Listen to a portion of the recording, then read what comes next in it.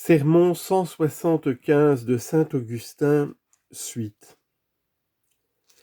Vous vous rappelez sans doute d'où venait à Saül le nom qu'il portait. Je le dirai néanmoins en faveur de ceux qui ne s'en souviennent pas. Le roi Saül persécutait David. Or David figurait le Christ, comme Saül figurait Saul. Ne semble-t-il donc pas que c'était David qui s'écriait à Saül du haut du ciel, « Saül, Saül, pourquoi me persécutes-tu » Quand le nom d'Anani y signifie brebis.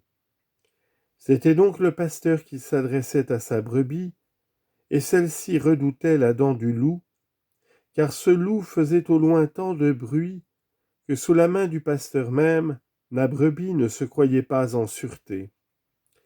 Elle tremblait donc en entendant la voix du Sauveur, et elle répondit : « Seigneur, j'ai appris combien cet homme a fait de maux à vos saints dans Jérusalem, et l'on dit que maintenant encore il a reçu des princes des prêtres des lettres qui l'autorisent à reconduire, après les avoir chargés de liens, tous ceux qu'il pourra saisir.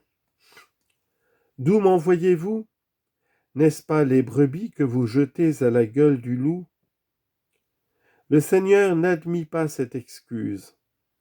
Déjà, il avait dit au petit nombre de ses timides brebis : « Voilà que je vous envoie comme des brebis au milieu des loups. » Matthieu chapitre 10, verset 16.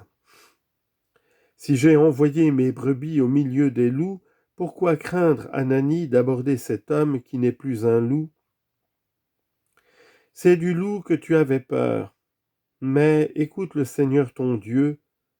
De ce loup, dit-il, j'ai fait une brebis, et de cette brebis, je fais maintenant un pasteur. Ah, écoutez ce même homme, comment ce Saül, qui plus tard devait porter le nom de Paul, se félicite d'avoir obtenu de Dieu miséricorde, après avoir été le premier, c'est-à-dire le plus grand des pécheurs. Et pourtant, dit-il, j'ai obtenu miséricorde, afin qu'en moi le Christ Jésus montrât toute sa patience en faveur de ceux qui croiront en lui pour arriver à la vie éternelle, afin que tous se disent, si Paul même a été guéri, pourquoi me décourager ? Si un malade aussi désespéré a pu être guéri par cet incomparable médecin, pourquoi ne pas lui laisser panser mes blessures ? Pourquoi ne pas courir me jeter dans ses bras ? C'est pour que chacun puisse tenir ce langage que Dieu a fait un apôtre de ce violent persécuteur. Actes chapitre 6 et chapitre 9. En effet, lorsqu'un médecin arrive quelque part, il cherche pour le guérir un malade désespéré. Que ce malade sans aucune ressource peu lui importe, que ce malade soit sans aucune ressource peu lui importe, pourvu qu'il n'offre plus d'espoir. Ce n'est pas la récompense que le médecin a en vue, il veut seulement mettre en relief son habileté. Revenons à notre idée. Paul donc se félicite d'avoir été choisi et guéri par le Christ, tout pécheur qu'il était. Il ne dit pas « je veux demeurer dans le crime », puisque c'est pour moi et non pour le juste que le Christ est venu au monde. Ne t'endors pas non plus dans ta mollesse, toi qui viens d'apprendre que le Fils de Dieu est descendu pour les pécheurs.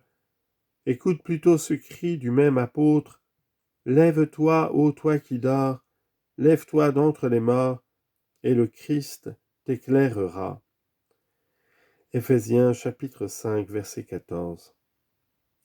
N'aime point à reposer sur cette couche de péché, car il est écrit : « Vous avez bouleversé complètement le lit où sommeillait sa faiblesse. » Psaume 11, verset 4.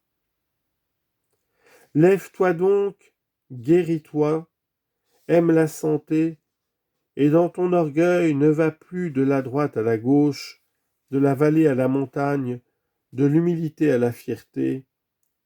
Une fois guéri, quand tu auras commencé à vivre dans la justice, attribue ce bonheur non pas à toi mais à Dieu, car ce n'est pas en te louant mais en t'accusant que tu trouves le salut. Ta maladie deviendra même plus dangereuse si tu t'exaltes avec orgueil. Quiconque s'élève sera abaissé, et quiconque s'abaisse sera élevé. Luc chapitre 18, verset 14. Tournons-nous avec un cœur pur vers le Seigneur.